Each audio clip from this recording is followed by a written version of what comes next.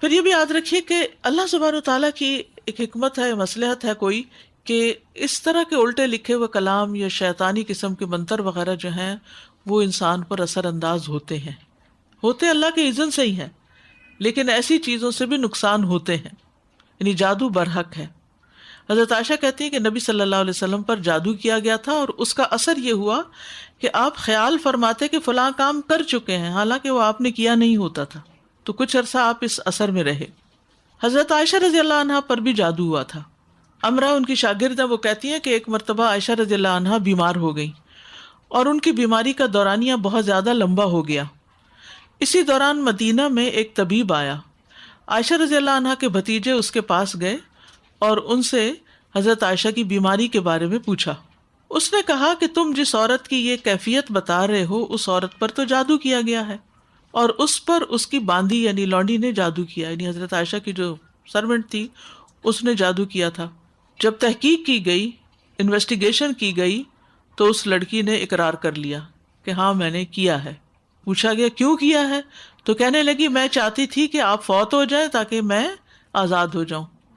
تو بعض اوقات اس طرح کے بھی ناسمجھ لوگ ہوتے ہیں نا، تو اور کوئی بات سمجھ نہ آئی، حضرت عائشہ نے تو بے شمار غلام آزاد کیے تھے، اگر وہ ریکویسٹ کرتی تو وہ ان کو بھی آزاد کر دیتی، لیکن بہرحال کیونکہ حضرت عائشہ نے اس سے کہہ رکھا تھا کہ میرے مرنے کے بعد تم آزاد ہو جاؤ گی، تو اس نے کہا کہ میں ان کو مار دوں تاکہ جلدی آزادی ملے۔ تو جب حضرت عائشہ کو یہ پتہ چلا تو انہوں نے پھر اس باندی کو فروخت کر دیا، اسے آزاد نہیں کیا، فروخت کر دیا، اور کہا کہ اس کی قیمت جو ہے اس جیسی باندی پر خرچ کر کے اس کو آزاد کر دو، مگر اس کو نیک طرح سے سزا دی۔ پھر اسی طرح تابعین میں سے یعنی بعد کی جنریشن میں سے بھی کچھ نیک لوگوں پر جادو ہوا۔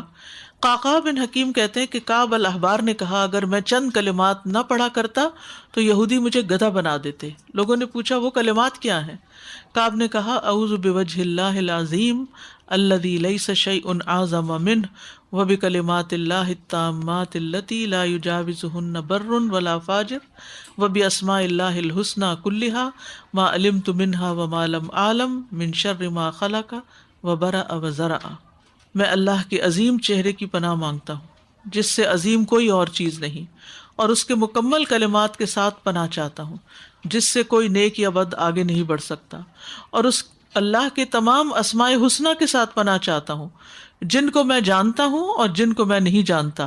اس چیز کے شر سے جس کو اس نے بنایا، پیدا کیا اور پھیلا دیا۔ تو یہ دعا جو تھی وہ پڑھتے رہتے تھے، تو اس دعا کی وجہ سے اللہ سبحانہ و تعالیٰ نے ان کو محفوظ رکھا،